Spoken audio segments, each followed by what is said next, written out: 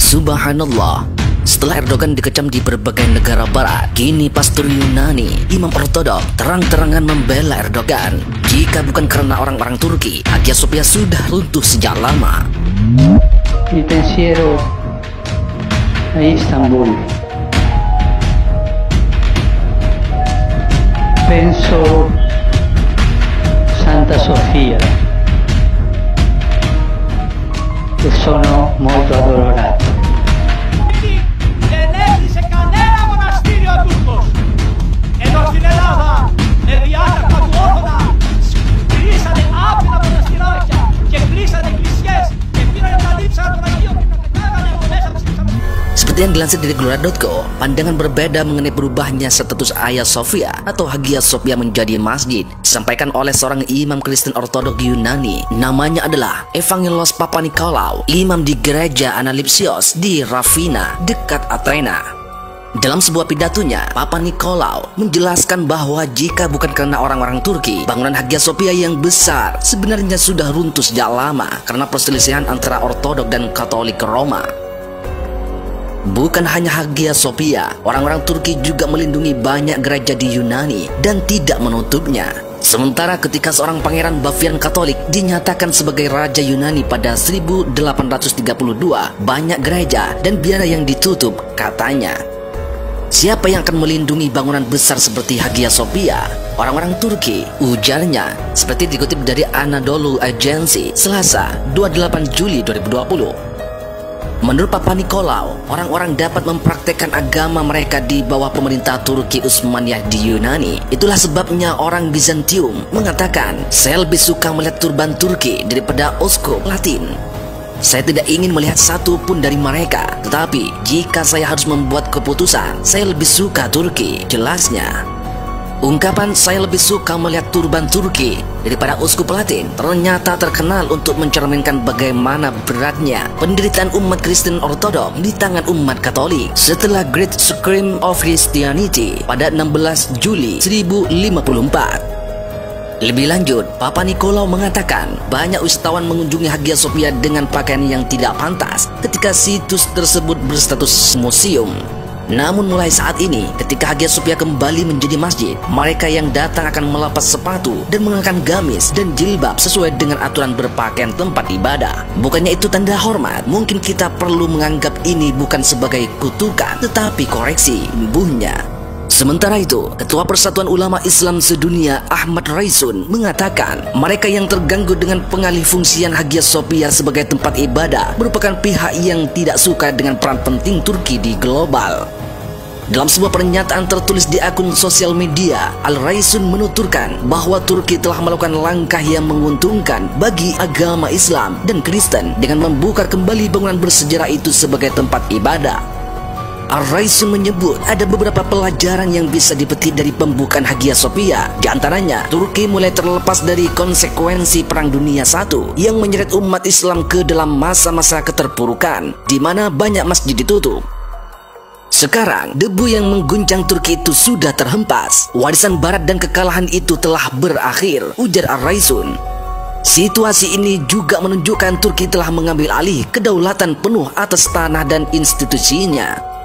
Dia mengatakan bahwa langkah ini dianggap sebagai tanda transformasi dominasi agama di seluruh dunia. Beberapa pihak tak nyaman atas pembukaan Hagia Sophia karena faktor politik dan ideologis.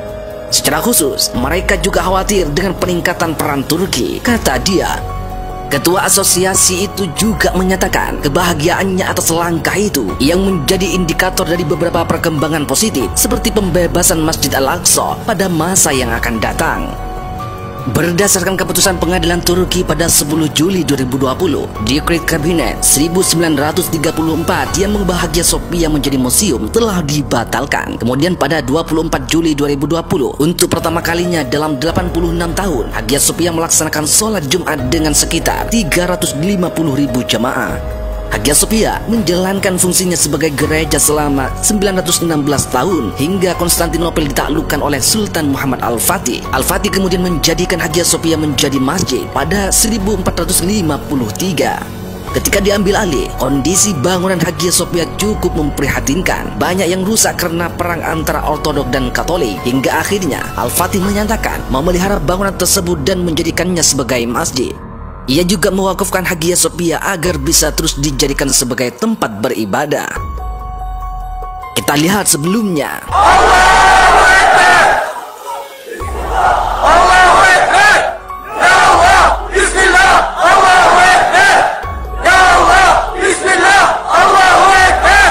Beberapa perwakilan gereja Katolik Italia juga mengkritik keputusan Erdogan. Monsignor Ettore Malnati, uskup untuk umat awam dan budaya Keuskupan Trista, menggambarkan langkah itu sebagai mengkhawatirkan. Dia mengatakan kepada Arab News, kita semua harus merenungkan hal ini juga pada semua penahanan jurnalis, termasuk orang-orang bebas mengekspos diri mereka di Turki untuk masyarakat yang demokratis, sekuler, dan terhormat untuk hak kebebasan beragama. Hagia Sophia adalah gereja Kristen selama lebih dari 1000 tahun. Malnati mengatakan bangunan itu dibangun untuk ibadat Kristen oleh Kekaisaran Kristen Justinian. Dia mengklaim Presiden Erdogan terdengar seperti menyampaikan pesan fundamentalis ideologis. Dia menambahkan tentu saja tidak mengarah ke masyarakat yang toleran dan komunitas internasional yang menghargai budaya dan kerohanian yang majemuk. Erdogan mengirimkan pesan itu kepada orang-orang Kristen dan ke negara-negara Islam juga, tutup Malnati. Namun, Monsignor Paolo Bizzati, Vikaris Apostolik Anatolia, mengatakan jejak pendapat mengatakan sekitar 70% populasi Turki menyetujui keputusan Erdogan dan ini harus diperhitungkan. Berbicara kepada kantor berita Italia, ANSA, yang menambahkan, saya berharap doa diberikan kepada para pengungsi Kristen di Turki oleh Erdogan yang menyatakan dirinya sebagai seorang yang beriman. Saya berharap dia akan mengizinkan pembukaan lebih banyak kapal Kristen di wilayah Turki sehingga orang-orang transit di negara ini dapat diberi kesempatan menemukan tempat berdoa bersama sebagai sebuah komunitas saat berada di negara ini, ujarnya.